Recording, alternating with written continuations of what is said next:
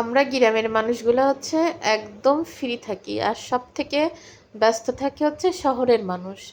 কারণ শহরের মানুষের বাসায় বেড়াতে গেলে তাড়াতাড়ি করে 1 কাপ চা 2টা বিস্কুট দিয়ে কিন্তু তাদের নাস্তা শেষ হয়ে যায়, কিন্তু আমরা তো ফ্রি থাকি। এই জন্য আমাদের বাসায় কেউ আসলে নর্মালি 3 থেকে 4 আইটেমের নাস্তা কিন্তু সামনে আমরা দিই।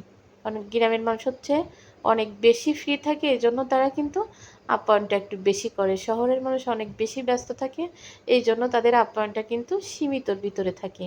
তো সব শহরের মানুষ কিন্তু একরকম না। তারপরও কিছু কিছু শহরের মানুষ এমনও আছে, ওই চা বিস্কিটটাও কিন্তু দেয় না। তো এমন কিন্তু অনেক শহরের মানুষ আছে বা অনেক বড়লোক মানুষ আছে। তা আমরা গ্রামের মানুষগুলা কিন্তু বাসায় কেউ আসলে কম বেশি নাস্তা টুকিটাকি দেওয়ার চেষ্টা করি। সময় পেলে হয়তো আরও কিছু দিতে পারি।